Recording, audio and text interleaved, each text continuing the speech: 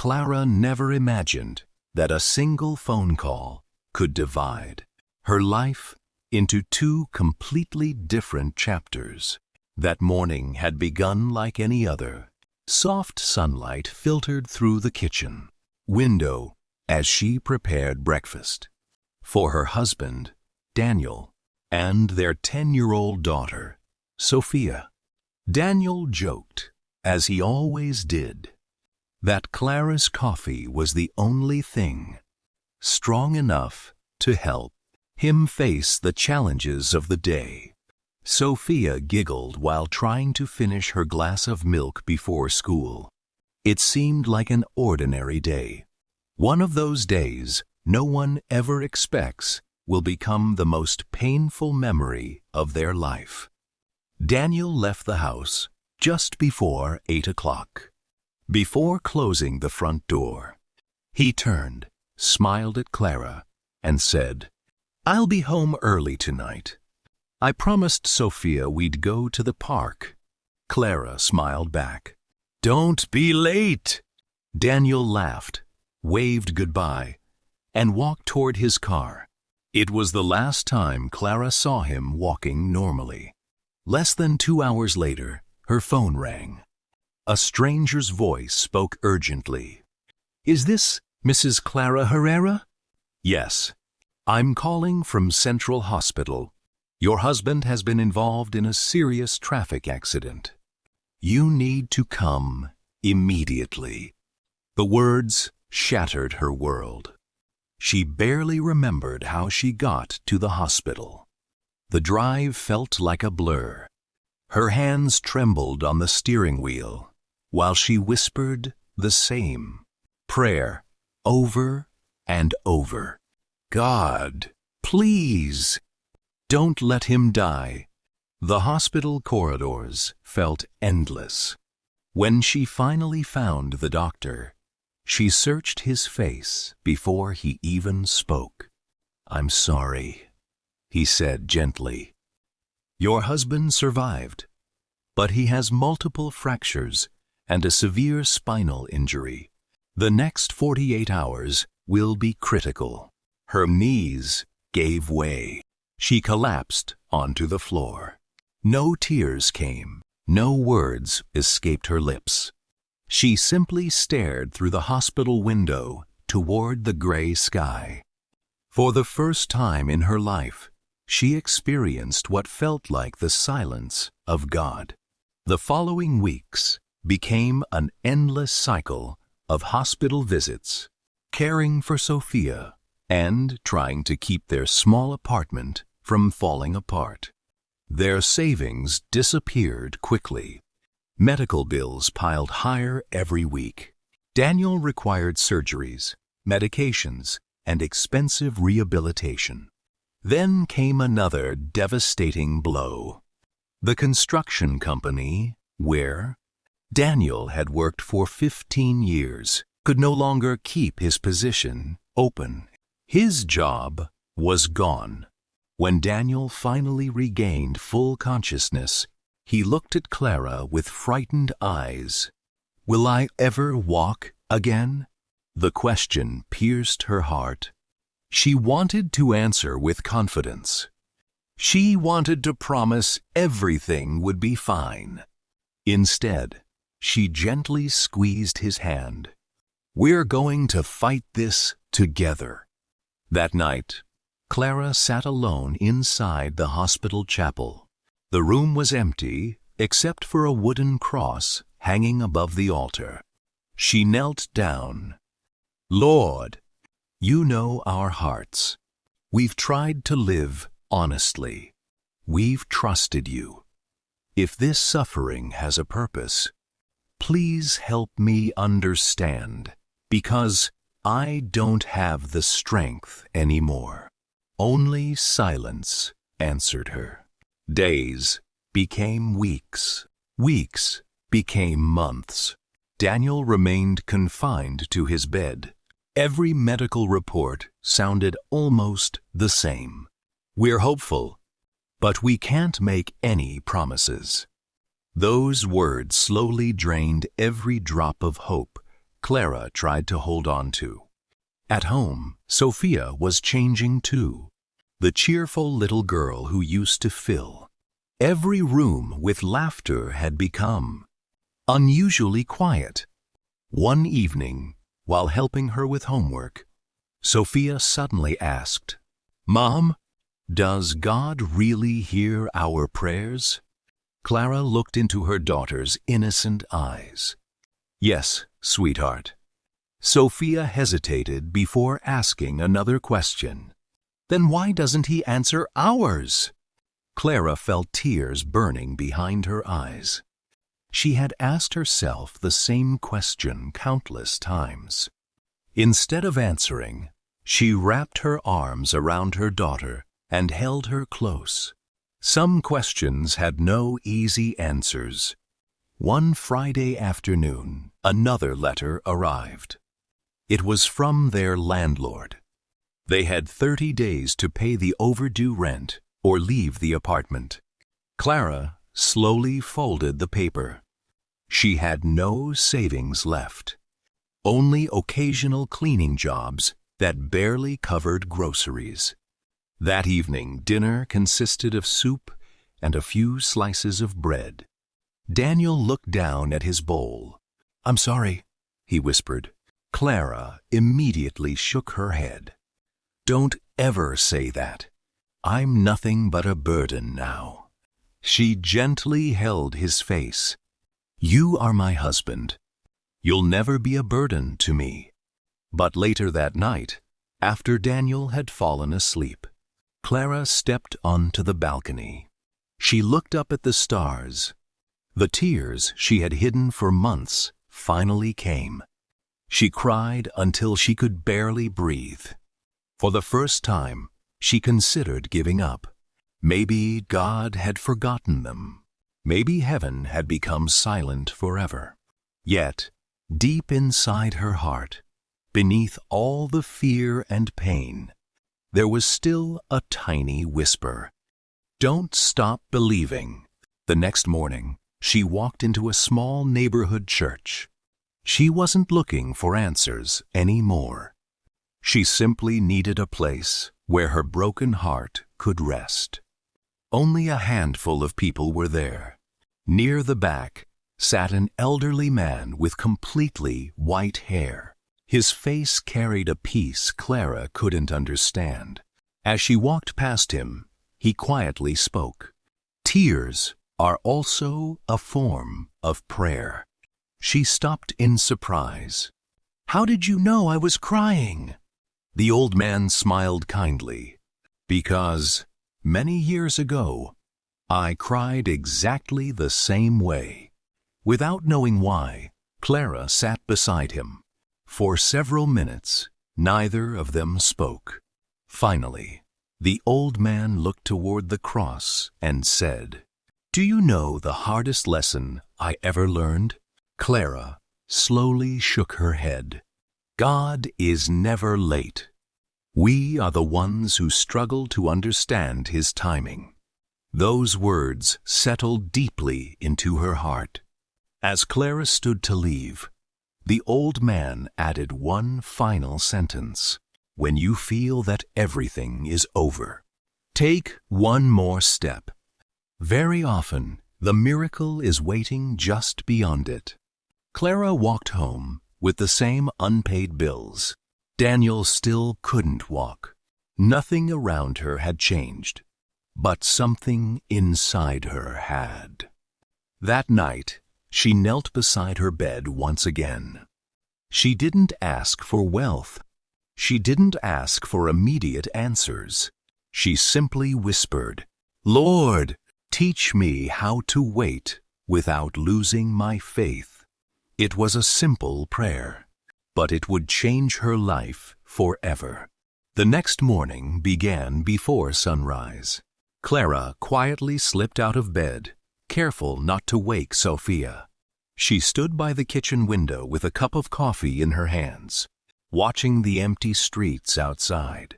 For the first time in months, her prayer was different. She did not ask God to remove her suffering. She only asked for the strength to face another day.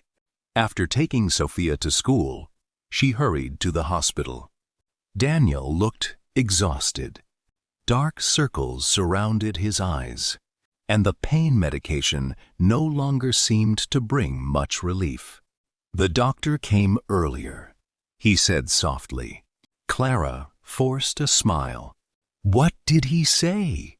Daniel hesitated before answering. They want to begin another round of rehabilitation. They say there's still hope, but they can't promise anything. Hope. That word had become both a blessing and a burden. Enough to keep them moving. Never enough to remove their fear. Later that afternoon, Clara met with the hospital's financial counselor. She already knew what was coming. I'm very sorry, the woman said kindly. Your insurance has reached its limit. Future treatments will require additional payments. Clara felt the room spinning. There must be another option. I wish there were. She walked out of the office carrying another envelope she couldn't afford to open. Outside the hospital, rain poured from the sky. She stood alone without an umbrella, letting the cold drops soak her clothes. She whispered toward the heavens, Lord, how much more? There was no answer, only the sound of falling rain. That evening, Sophia was waiting at the kitchen table. She had drawn a picture. It showed 3 people holding hands beneath a bright sun. Above them, she had written, Our family, God is with us. Clara smiled through her tears. Why did you draw this? Sophia shrugged. Because even if Dad can't come home yet, I think God is still standing next to him. Children sometimes understand faith better than adults. The following weeks became even harder. Clara accepted every small job she could find. She cleaned houses. She washed dishes in a neighborhood cafe. She folded laundry late into the night. She slept only a few hours before starting again. Every dollar disappeared almost immediately. Medicine, rent, food, hospital bills. Nothing was left. One evening, after finishing work, Clara discovered her wallet was missing. She searched everywhere. It had contained the little money she had earned that week. She sat on a bench outside the cafe and covered her face. I can't do this anymore. An elderly woman approached her. My dear, are you all right? Clara tried to smile. I'm just tired. The woman sat beside her. You know, my husband used to say that when life squeezes us the hardest. Clara managed a weak smile. I've heard something similar before. The woman reached into her purse. She handed Clara a small folded piece of paper. It's a Bible verse that carried me through the darkest years of my life. Be still before the Lord and wait patiently for Him. It became something she carried every day. Yes? Don't say that. I see what this is doing to you. You're exhausted. You're working yourself to death because of me. Clara knelt beside his bed. You married me when I had nothing. You stood beside me through every struggle. Do you really think I would leave now? Daniel couldn't hold back his tears. Neither could Clara. For several minutes, they simply cried together, not because they had lost hope, but because they refused to lose each other.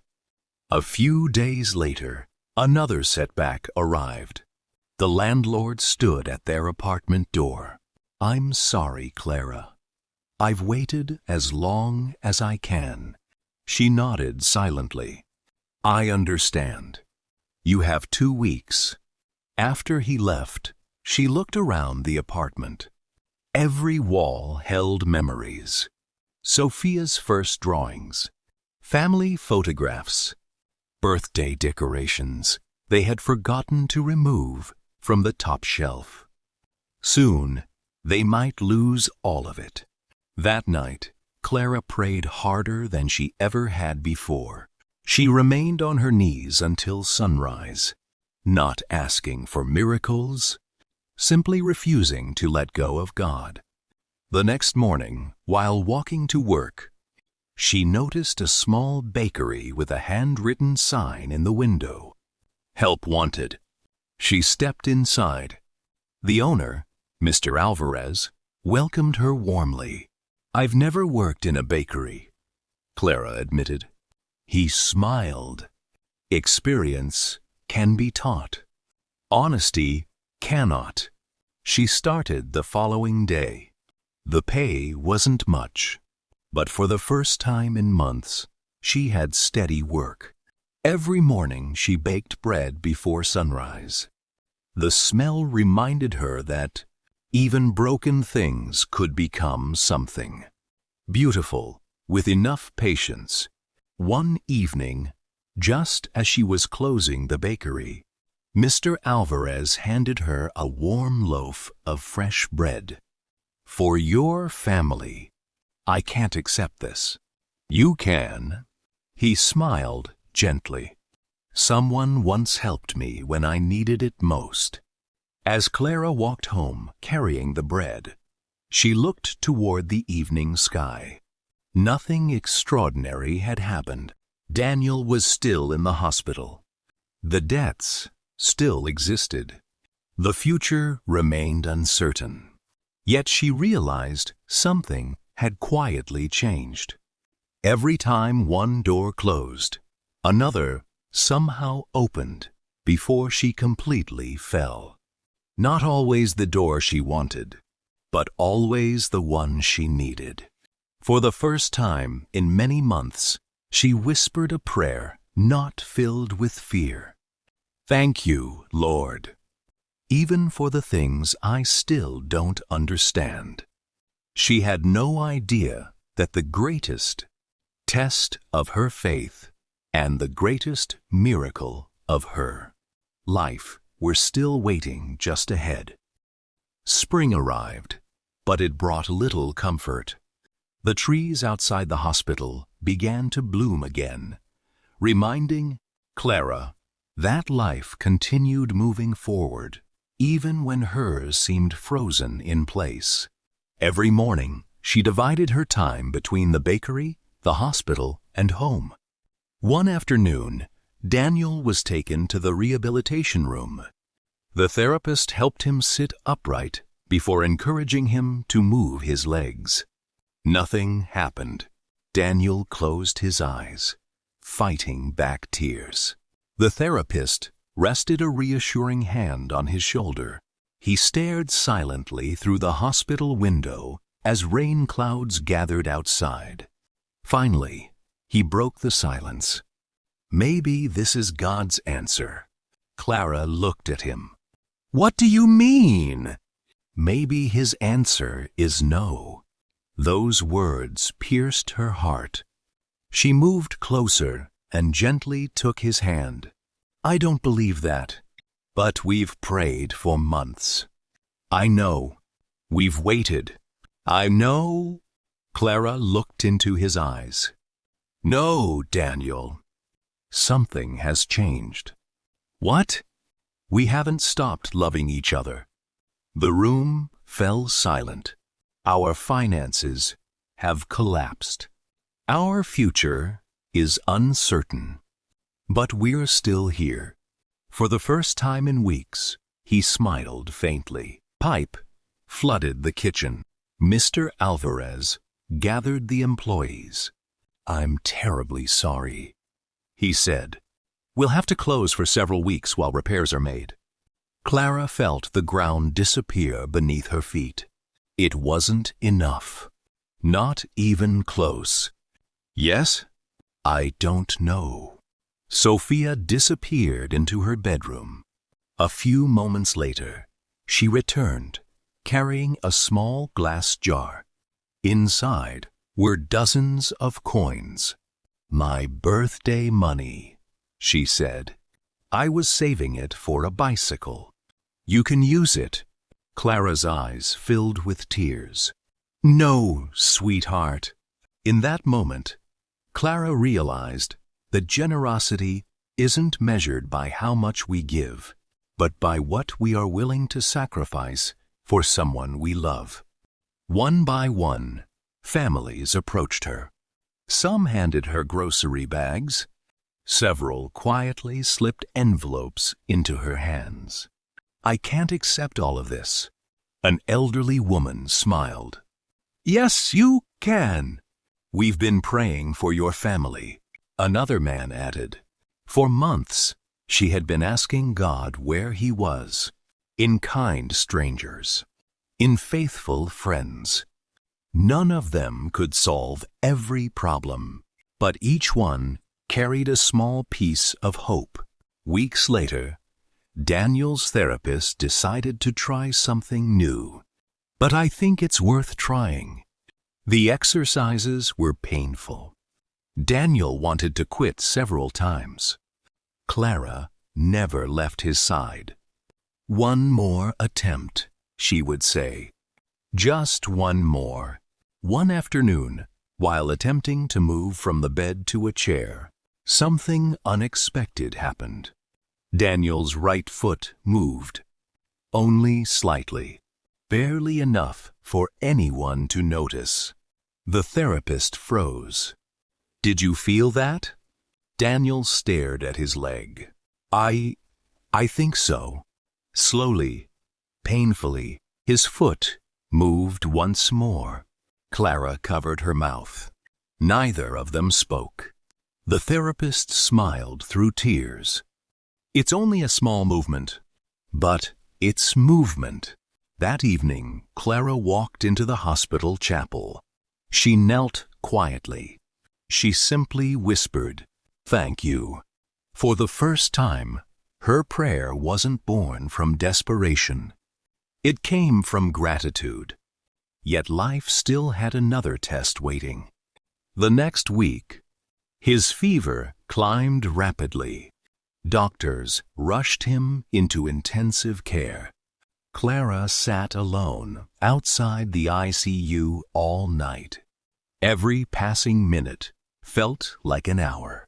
Fear returned, stronger than ever. She remembered every promise she thought God had given her. Had she misunderstood? Had hope only made the pain worse? Near dawn, the hospital chaplain sat beside her. He didn't offer easy answers. He simply said, "Faith doesn't mean we always understand God's plan. It means we choose to trust His heart, even when we cannot see His hand." Those words settled gently into Clara's weary soul. As the first rays of sunlight entered the hallway, a doctor finally approached. Clara stood immediately. "How is he?"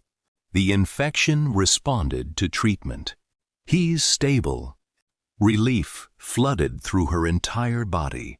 She closed her eyes and quietly whispered, "Thank you, Lord." She knew the journey wasn't over, but for the first time since that terrible phone call months earlier, she truly believed that every painful step had been leading somewhere. But she no longer doubted the one leading the way. And beyond everything she could imagine, several months passed. Life settled into a new routine, though it was far from easy. Every morning before dawn, Clara opened the bakery with Mr. Alvarez, who had managed to repair the shop and reopen its doors. Every afternoon, she hurried to the hospital, and every evening she returned home to help Sophia with her schoolwork. She was constantly tired, yet she had learned something unexpected. Peace does not always come when life becomes easier. Sometimes it comes when the heart finally decides to trust God completely. Daniel continued his rehabilitation. Progress was painfully slow. One step with the walker, then another. Some days, he moved forward. Other days, he seemed to lose everything he had gained. Those difficult days hurt the most. One afternoon, Daniel became frustrated during therapy. He pushed the walker away. "I can't do this anymore."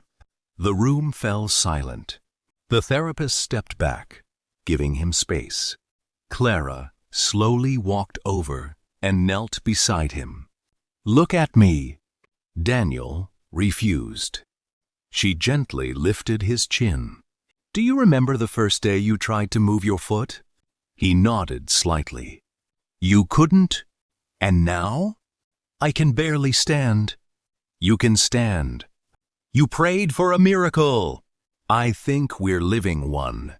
He had been waiting for one dramatic moment. Instead, God had been answering his prayers, one small step at a time. A week later, Mr. Alvarez called Clara into his office after work. "You've never arrived late, and you've treated this bakery as if it were your own. I've just been grateful to have a job." Mr. Alvarez placed a set of keys on the desk. "My wife and I have decided to retire next year." "I don't understand." She stared at him in disbelief. "I've never managed a business. You know how to care for people. The rest can be learned." For a long moment, she couldn't speak. When she finally found her voice, she whispered, "Thank you." Walking home that evening, she remembered all the nights. Every door had closed.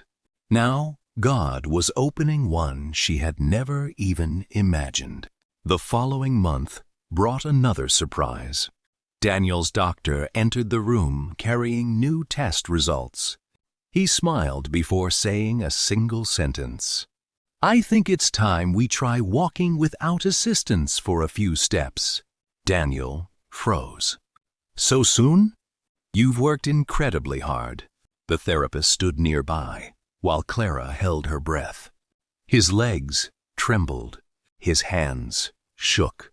One step, then another, then a third. They were slow, unsteady, painful, but they were his own.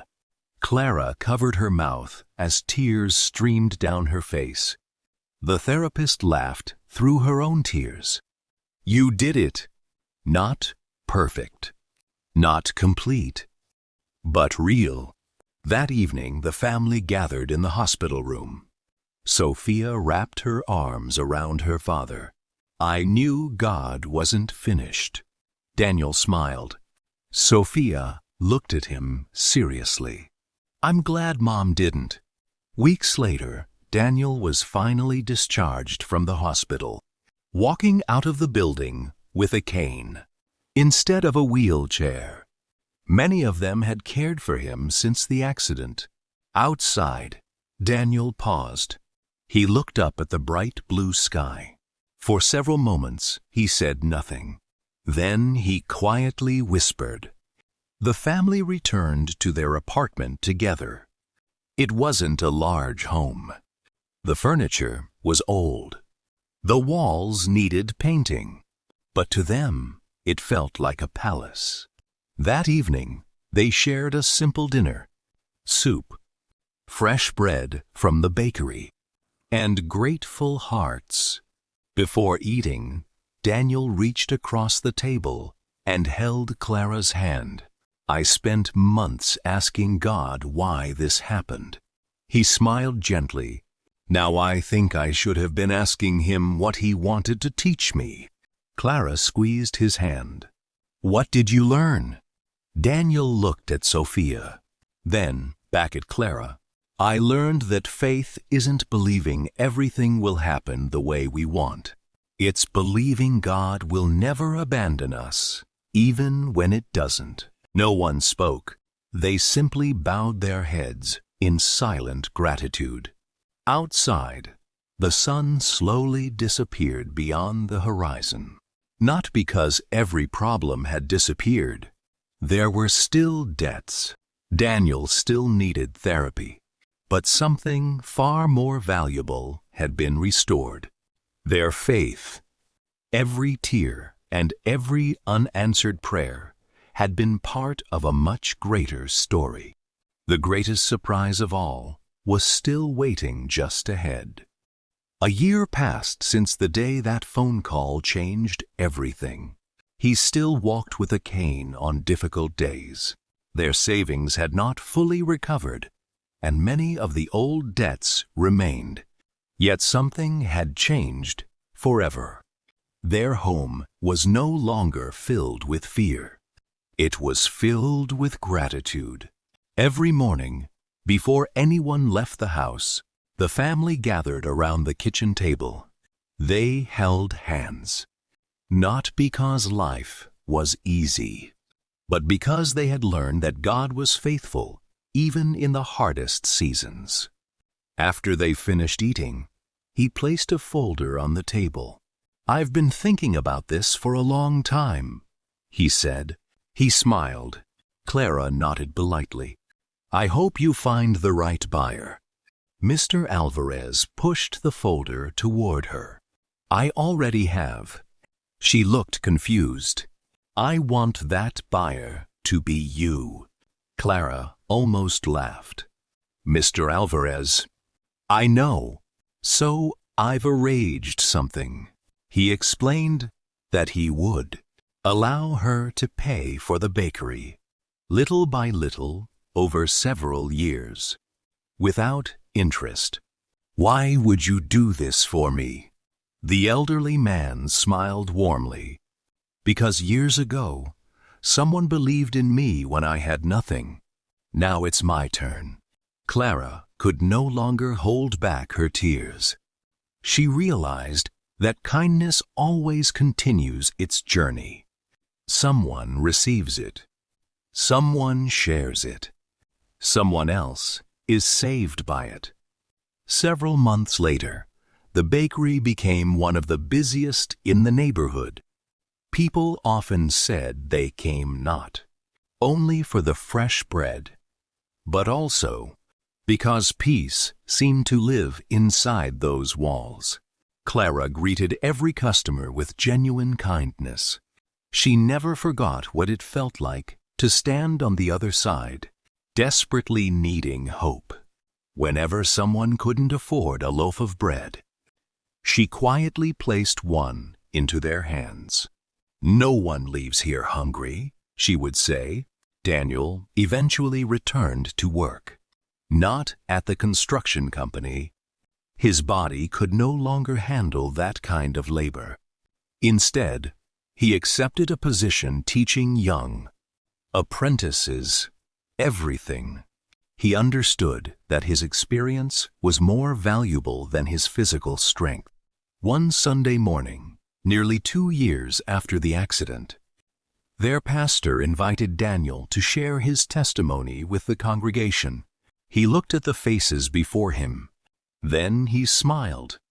"There was a time when I believed God had forgotten my address." He continued. "I prayed for immediate healing. I prayed for quick answers. I prayed for the suffering to end." He paused. God answered every one of those prayers. The congregation became silent, but he answered them in his time. If God had healed me immediately, I would never have discovered the strength of my wife. I would never have witnessed the faith of my daughter. I would never have met people whose kindness changed our lives. I would never have learned that sometimes the greatest miracle isn't the healing of the body, it's the transformation of the heart. Many people wiped tears from their eyes. Among them sat a young woman named Elena. She had come to church that morning planning to give up on life. She had lost her job. Her marriage was falling apart. She believed there was no hope left. After the service, she approached Daniel. He smiled gently. "No, you needed to hear God's story." Months later, and she, in turn, would encourage someone else. The chain of hope continued. Years passed. Sophia graduated from university.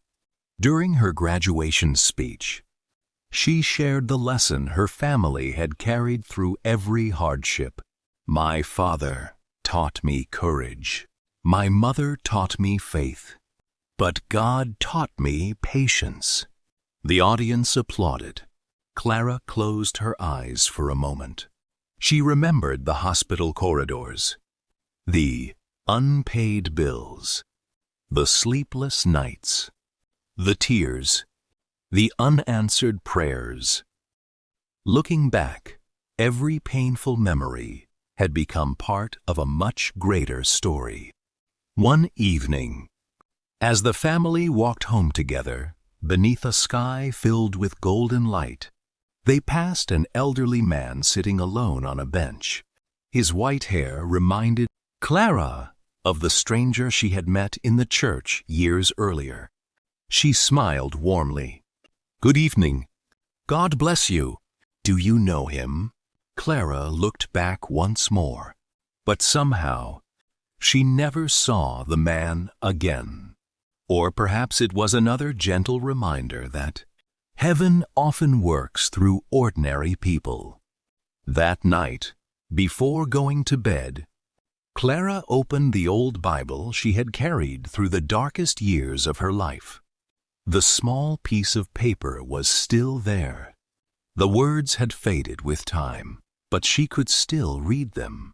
"Be still before the Lord, and wait patiently for Him." She smiled. Now she finally understood.